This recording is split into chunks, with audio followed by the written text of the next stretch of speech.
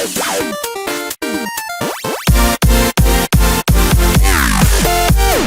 palavra do Senhor ainda traz para nós ensinamentos extremamente ricos para a nossa caminhada dia a dia.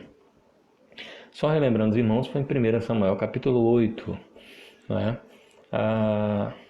E eu ousei em si de usar como um tema, né, para a gente ter uma direção dentro desse texto.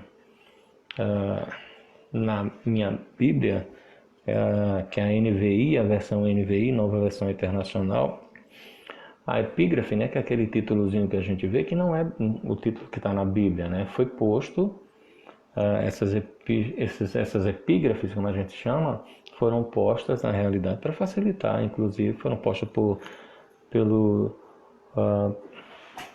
homens de Deus em si, que para ajudar, né, na facilitação da identificação dos textos, né?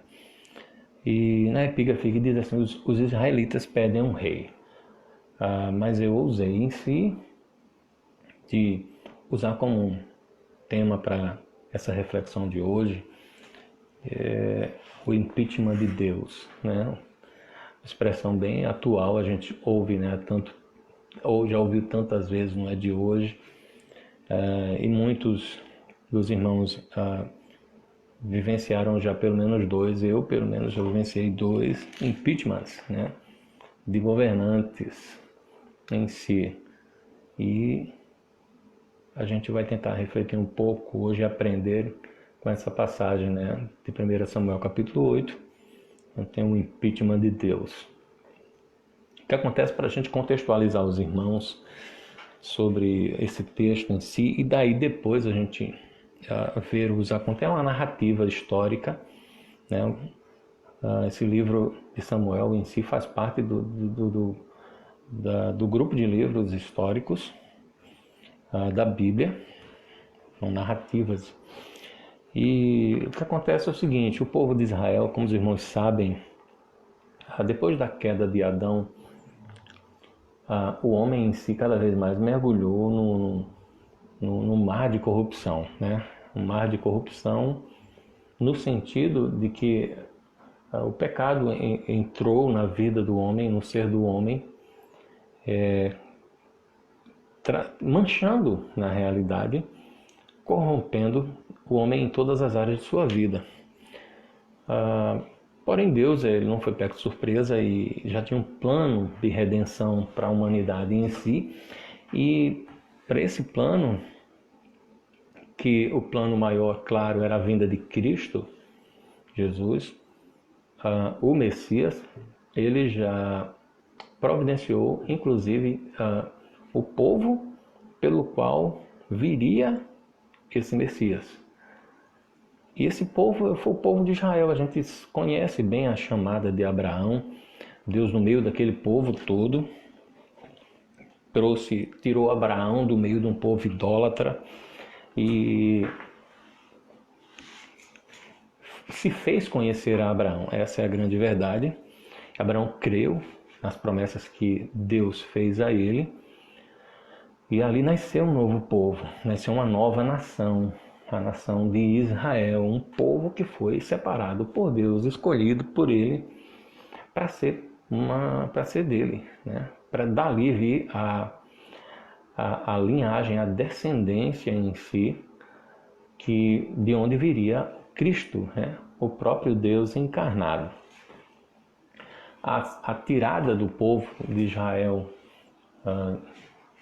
do Egito foi um momento ímpar, né? Uma situação em que Deus, preservando a vida de Israel, que até então estavam distribuídas em 12 tribos, ali com Jacó, um povo pequeno no meio de tantas nações, seriam tragados de forma breve. Então, Deus coloca eles debaixo da proteção do Egito, que era a maior potência mundial da época. Porém, depois, Deus entrega muda a situação deles de conforto. Quando eles começaram a crescer, os egípcios começaram a olhar para Israel e vê-los como uma ameaça para eles, porque crescia de forma exorbitante o número de pessoas, o número do povo de Israel crescia cada vez mais. Então o que acontece? O Egito subjugou Israel à servidão, mas Deus libertou o povo de Israel através de Moisés. Colocou Moisés como líder de Israel, e os irmãos conhecem toda a história. Tira o povo de forma miraculosa dali do meio do Egito, dá liberdade ao povo. Essa é a grande verdade. E começa a cuidar do povo. Cuidar de uma maneira especial, como um pai cuida do filho. Em meio ao deserto, em meio a tantas reclamações do povo de Israel, às vezes por causa de água, por causa de comida, né? Olhando para trás, se lembrando do que tinha no Egito, e Deus ali providenciando tudo a ponto que a gente sabe que nem mesmo as sandálias dos pés deles se gastaram ao longo daquele percurso todo que eles passaram no deserto. Depois Deus coloca eles dentro da terra que promete a eles, a terra prometida, da forma que prometeu, ainda usando de meios miraculosos, mesmo através de homens falhos. Depois de Moisés veio Josué liderando o povo e Deus direcionava. Deus sempre colocou alguém para representá-lo, alguém para estar na frente do povo, como representante dele. Mas em nenhum momento Deus abriu mão desse governo sobre o povo. Era Deus quem governava, era Deus quem dava as diretrizes, a lei era de Deus, a vontade era de Deus, a direção era de Deus. Tudo vinha dele. Morre Josué, vem o período dos juízes, o povo começa a se corromper, começa a entrar, a fazer aquilo que era contrário à vontade de Deus, que Deus tinha orientado eles, inclusive, acerca de não se misturar com aquele povo que estava ali, não casar. Ou seja, aquele povo seria para eles um tropeço, na grande verdade, se eles se envolvessem com aquele povo. E Israel não deu ouvidos à voz do Senhor, começou a se envolver, começou a idolatrar, começou a adorar aqueles ídolos que eles adoravam. E a gente vê durante todo o livro de Juízes que entre a queda do povo, Deus entregava ele na mão de inimigos, o povo clamava, se arrependia, Deus enviava um juiz, liderava o povo e libertava o povo, né? Na grande verdade. Liderava nessa libertação, mas a libertação vinha de Deus. Era Deus que estava no comando de tudo, no controle de tudo. Deus era o governante de Israel. É o que a gente chama de teocracia, né? É um governo onde Deus é o governante, né? E o último juiz que Israel teve em si, que o juiz fazia papel de líder, de profeta como Samuel, líder em todos os sentidos, religioso, político, também com relação às batalhas, né? Então o que acontece? Vem Samuel e começa a praticar o juiz, ser juiz sobre Israel. Durante toda a sua vida a gente viu a chamada de Samuel logo cedo, a forma que Deus chamou ele ali com o sacerdote Eli. E Samuel durante toda a sua vida dedicou-se a estar fazendo a vontade de Deus. Fazendo a vontade de Deus, conduzindo o povo dentro do que Deus estabelecia, ouvindo a Deus, dentro das orientações de Deus. Samuel era apenas uma espécie de primeiro-ministro, apenas. Mas acima dele existia Deus, que dizia o que ele deveria fazer, as direções. Samuel, durante toda a vida, andou junto com Deus, fez a vontade de Deus. Mas aí Samuel envelheceu e vem essa situação aqui. Os filhos de Samuel não seguiram os mesmos passos do pai. Eles se corromperam, aceitando subornos, como o texto diz, no versículo 3, né? Eles se inclinaram à avareza e aceitaram subornos e mais, perverteram o direito. Então eles seguiram um caminho totalmente oposto de Samuel. Daí surge algo inusitado. Os anciãos da cidade se juntam, vão até Samuel e dizem a Samuel: olha, Samuel, tu já está velho. Teus filhos não andam de acordo com o teu caminho. A gente quer um rei. A gente quer um rei como as outras nações têm. Igual a das outras nações. Samuel fica escandalizado com aquilo. A Bíblia diz que Samuel, aquilo não agradou os ouvidos de Samuel. Aí Samuel foi e apresenta a Deus em oração isso. E Deus diz assim: tem calma, Samuel, fica quieto aí. A realidade, o pessoal, o povo não rejeitou, não foi a você, rejeitou a mim.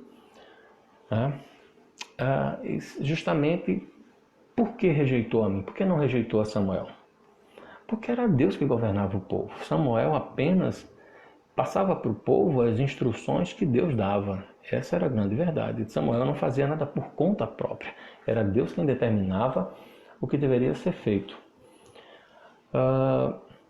E daí a gente, o povo de Israel em si, com isso em si, eles mostram um certo desagrado. Um desagrado do governo de Deus.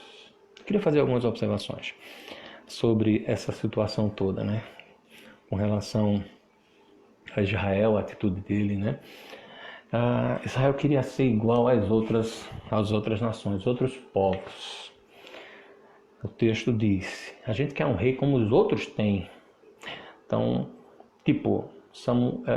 o povo de Israel não estava satisfeito em ser governado por Deus. Na realidade, o povo queria imitar os outros povos.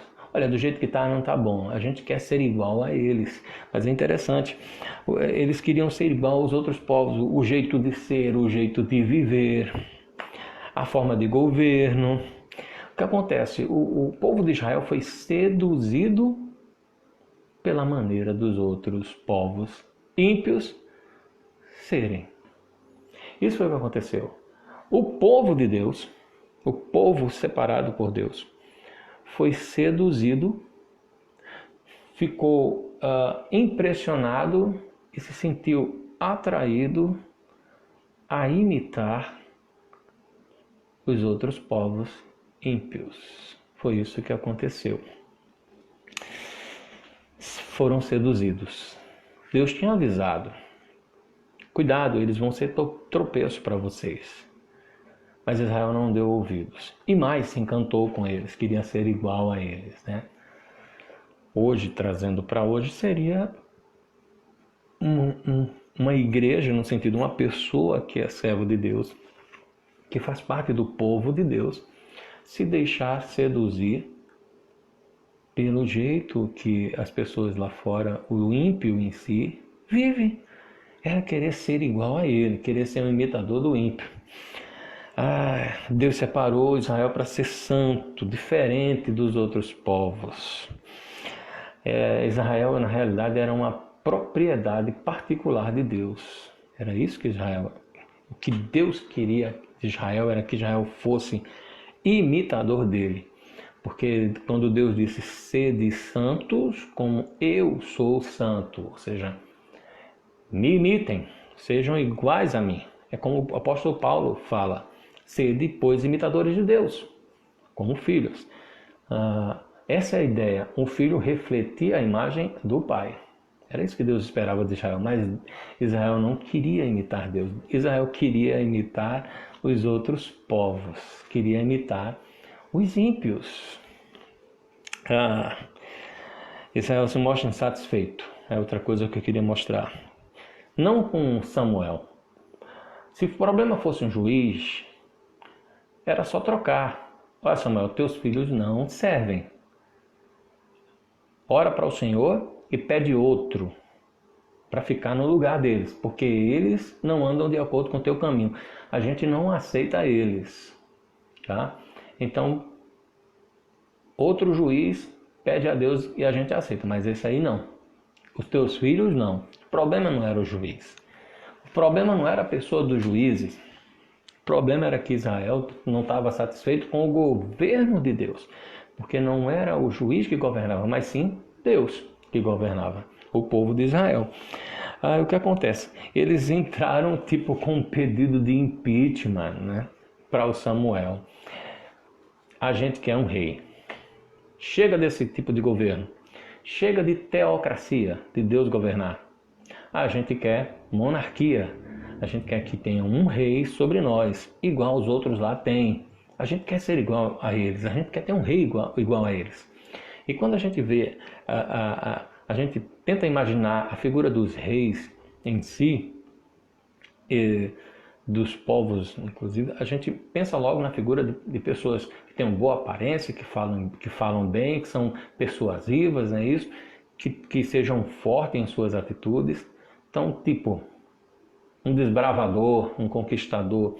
Israel tinha planos diferentes para a vida deles. Queriam conquistar novos espaços, queriam crescer e serem reconhecidos como uma nação forte, mas não com Deus governando eles, e sim com um homem qualquer governando como rei.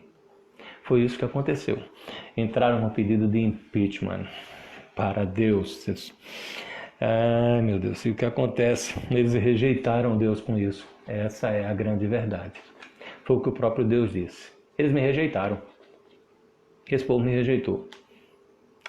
Mas Deus é extraordinário em misericórdia. Deus vai e diz: olha, Samuel, avisa para ele quais são as consequências. Não tem problema, atende a voz deles. Atende ao pedido deles. Mas mostra para eles que esse pedido deles, essa escolha deles, vai trazer consequências para eles. E que as coisas não vão ser tão simples assim como eles pensam. E daí vem, a partir do versículo 11, Samuel diz: mas este será o direito do rei, que houver de reinar sobre vocês. Ele tomará os vossos filhos e os empregará no serviço dos seus carros e como seus cavaleiros, para que corram adiante deles, a ideia de estar batalhando por ele, e os porá uns por capitães de 1000 e capitães de 50, outros para lavrarem os seus campos e ceifarem as suas messes, e outros para fabricarem suas armas de guerra e o aparelhamento de seus carros. Tomará as vossas filhas para perfumistas, cozinheiras e padeiras. Tomará o melhor das vossas lavouras e das vossas vinhas e dos vossos olivais e o dará aos seus servidores. As vossas sementeiras e as vossas vinhas dizimará para dar aos oficiais e aos seus servidores. Também tornará os vossos servos e as vossas servas e os vossos melhores jovens e os vossos jumentos e os empregará no seu trabalho. Dizimará o vosso rebanho e vós lhe sereis por servos. E naquele dia vocês vão clamar por causa do vosso rei que houver escolhido, mas o Senhor não vai ouvir vocês naquele dia. Deus manda Samuel avisar qual seria a consequência da escolha desse pedido, né, de Israel por um novo governante, por abrir mão do governo de Deus na vida deles. E é interessante a resposta do povo de Israel. Eles dizem assim: não, mas nós teremos um rei sobre nós. Está no fim do versículo 19. Ou seja, não tem problema. Não vai ser assim. A gente quer um rei. A gente quer o que quer. A gente abre mão do governo de Deus. A gente quer um rei governando sobre nós. Não tem problema. Do jeito que tiver de ser, vai ser bom. Porque a gente quer assim. Para que sejamos, versículo 20, também como todas as nações. É interessante que o desejo de Israel, o que movia Israel para pedir um novo governo é porque Israel não queria ser diferente das outras nações. Israel queria ser igual às outras nações, que Deus abominava. E isso é algo terrível, meus irmãos. Isso é algo terrível. Versículo 20 diz: ouvindo, pois, Samuel todas essas palavras, as repetiu perante o Senhor. Ou seja, trouxe para Deus o que ele já sabia, que o povo não iria abrir mão do seu pedido, né? O pedido do povo é um rei. E Deus deu um rei a eles.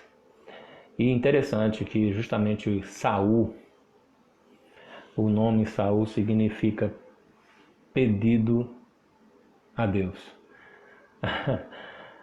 Não é assim uma simples coincidência. Né? Saul foi aquilo que pediram a Deus. Foi o rei que Israel queria, da forma que ele queria. Eu não quero entrar em como Saul reinou ou como terminou a sua vida, mas eu queria trazer algumas considerações para a gente. Primeiro que devemos ter cuidado, porque nós estamos inclinados a agir da mesma maneira que Israel. Sim, nós estamos inclinados a agir da mesma forma de Israel, rejeitando o governo de Deus. Quando é que a gente faz isso? Eu vou dar um exemplo apenas, né? Quem foi que nunca usou aquela frase conhecida ou nunca ouviu alguém dizer aquela frase bem conhecida: quem manda na minha vida sou eu? É interessante quando, pior ainda, não é quando um ímpio fala, porque não tem conhecimento com Deus, nem de Deus. Pior é quando alguém que diz que conhece a Deus, que se relaciona com Ele, abre a boca e fala uma coisa dessa: quem manda na minha vida sou eu. O que essa frase diz? Eu escrevi aqui. Essa frase diz indiretamente, de forma indireta, diz assim: eu sou o governante da minha vida. É isso que a frase quer dizer. Ninguém manda em mim. Eu decido quais os caminhos eu quero seguir. Eu faço o que eu quero. Não há ninguém acima de mim. Essa frase de quem manda na minha vida sou eu, indiretamente fala isso tudo. Primeiro que não tem ninguém sobre você. Ninguém é maior do que você. Tanto é por isso que ninguém manda em você. Ninguém tem direito algum de decidir nada por você, qual o caminho que você quer seguir. Você que decide. A vida é sua. A vida é sua. Mas o problema justamente está nisso aí. Porque quando eu rejeito o governo de Deus, porque quando eu digo que quem manda na minha vida sou eu, quando eu não dou ouvidos à voz do Senhor para que Ele me direcione, para que Ele governe em tudo, o que acontece? Isso traz consequências, como trouxe para Israel. E quais são as consequências? E eu anotei apenas, a gente poderia falar infinitas consequências, mas eu trouxe pelo menos 4 para a gente caminhar para o final. Primeiro é que quando a gente faz isso, quando a gente rejeita o governo de Deus para a nossa vida, a gente entra num estado de rebelião e obstinação contra Deus. Rebelião. Porque se existe um líder e eu não quero me subjugar às ordens desse líder, eu me coloco como um rebelde diante dele. Esse é o termo usado. Um rei, um líder, um governante e alguém se coloca contra o seu governo. Ele é considerado um rebelde. E a rebelião e a obstinação em si, a teimosia e a insistência, em cometer esse erro em si, em permanecer dessa forma, inclusive foi criticado pelo próprio Samuel, quando falou para Saul no capítulo 15 de 1 Samuel, verso 23, que diz que a rebelião é um pecado de feitiçaria, como pecado de feitiçaria. e que a obstinação é como a idolatria. Então, quando eu rejeito o governo de Deus, eu me coloco como rebelde diante dele. Porque ainda que eu quisesse rejeitar a Deus, mas eu não tenho como rejeitar o governo de Deus. Porque quando a gente faz isso, a gente se declara, além da gente se colocar em rebelião contra ele, a gente se declara igual a ele. A gente se declara digno de tomar o lugar dele. A gente está dizendo que a gente é maior do que ele. E que o que acontece quando eu rejeito a Deus e entro em rebelião com ele, me mostrando como se eu fosse autossuficiente, como se eu fosse maior do que eu fosse pelo menos igual a ele. É porque essa situação é de rebeldia. Por quê? Porque não há ninguém que se assemelhe a Deus. Não há ninguém que possa, de maneira nenhuma, batalhar contra Deus. Nem o próprio diabo.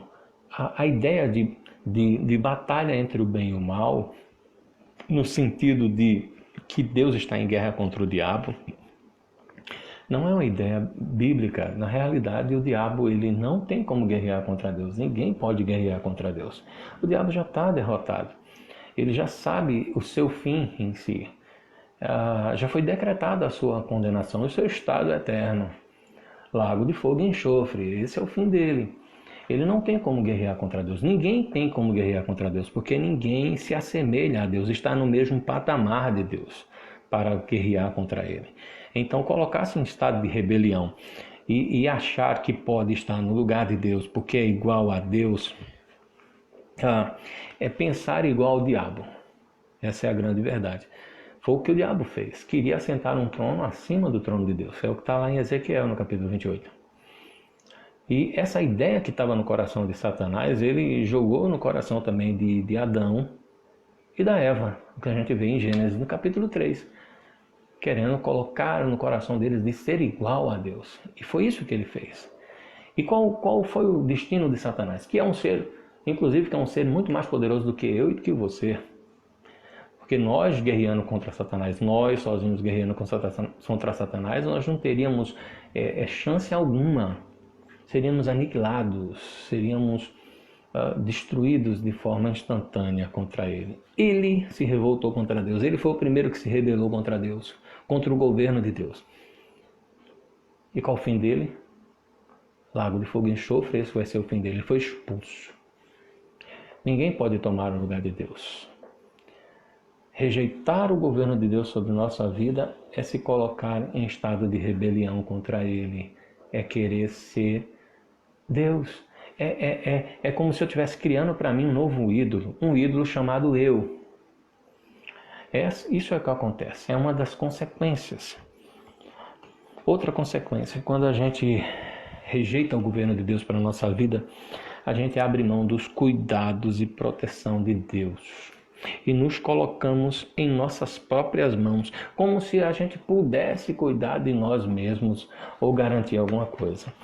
Quando eu rejeito o governo de Deus, eu estou dizendo que eu não dependo dele. Eu não preciso dele para a minha vida. Eu estou me colocando como alguém que é independente, que pode ter vida fora de Deus, que pode ser próspero em tudo que se faz e nos caminhos que escolhe para a sua vida, sem Deus. É isso que acontece.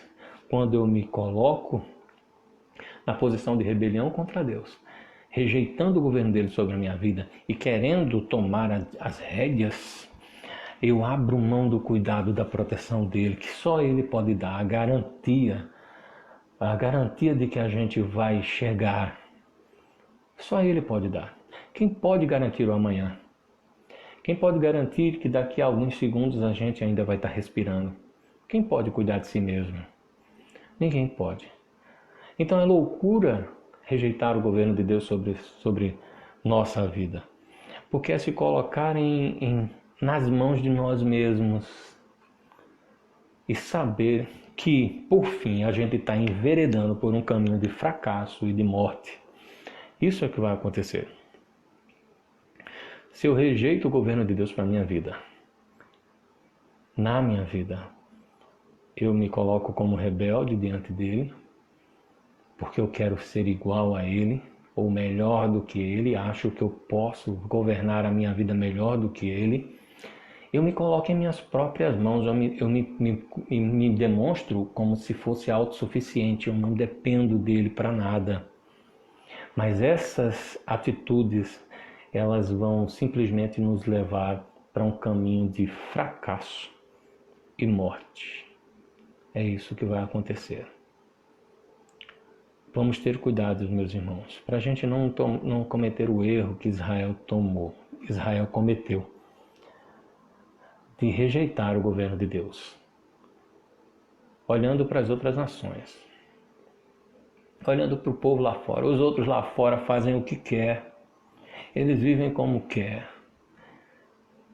eles têm a liberdade, a expressão que se usa, né? Eles têm livre arbítrio, né? Essa é a expressão que todo mundo faz questão de gritar a sua independência, no sentido de ter essa liberdade de escolha. Só que essa liberdade que Deus dá é uma liberdade debaixo do governo dele. É uma liberdade que restringe a gente, que tem o único limite dessa liberdade, na realidade, é passar por cima dele, é passar por cima da vontade dele, é passar por cima da palavra dele. Porque ninguém pode fazer isso. Porque ele é Deus. Ele é quem governa. Ele não abre mão disso. Ninguém é semelhante a ele. Ninguém pode fazer, ninguém pode entrar num estado de guerra contra ele. Está fadado ao fracasso, está fadado à destruição. É isso que vai acontecer. Então que tenhamos cuidado, meus irmãos, porque é caminho de morte rejeitar o governo de Deus sobre a nossa vida. Qual a atitude que a gente deve tomar, meus irmãos? É a atitude do salmista Davi, no Salmo 37, verso 5, é aquilo que ele diz: entrega o teu caminho ao Senhor. Essa é a primeira parte do texto. Ele diz tudo: entrega teu caminho ao Senhor. O que é entregar o caminho ao Senhor? O problema é que as pessoas às vezes entendem errado o que é entregar o caminho ao Senhor. Entregar o caminho ao Senhor não é simplesmente dizer, você fazer uma planilha com todos os seus projetos de vida, o que você está planejando para a sua vida, trazer diante de Deus e apresentar e dizer assim: está aqui, Deus, todos os meus planos, tudo que eu desejo, o que eu anseio, está aqui, eu tracei para mim, mas o Senhor é quem tem que fazer, porque eu não tenho como fazer, está aqui, realiza tudo isso aqui para mim. Isso não é entregar o caminho ao Senhor. Entregar o caminho ao Senhor é abrir mão do teu plano, porque o plano dele é melhor e maior. É dizer assim: Deus, eu não sei o que é melhor para a minha vida. Entregar o caminho do Senhor é dizer: Deus, eu não tenho como me autodirecionar sem que o Senhor me guie. O Senhor é meu guia, Jesus, meu guia é. Deus, eu preciso que o Senhor tome as rédeas da minha vida e não me deixe por um só instante. Reina sobre mim. Eu me rendo a Ti. Eu me rendo a Ti. Isso é entregar o caminho ao Senhor. É deixar nas mãos dele. Porque grande é o Senhor e muito digno de louvor. O seu nome, o seu poder é conhecido entre todas as nações. Então eu me rendo ao Senhor. Eu sei que eu não tenho como viver sem que o Senhor governe a minha vida. Ainda que eu quisesse, eu não tinha como. Então, Pai, está aqui. Eu abro mão dos meus planos.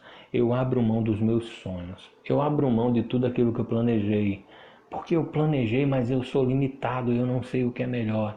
O que o Senhor planejou para a minha vida? O que o Senhor quer de mim? Está nas tuas mãos. Resolve tudo, Pai. O Senhor é aquele que está sobre mim. O Senhor é aquele que reina. E eu simplesmente me rendo ao Senhor. É isso que a gente deve fazer, meus irmãos. Entrega o teu caminho ao Senhor. A gente só entrega porque confia, porque conhece.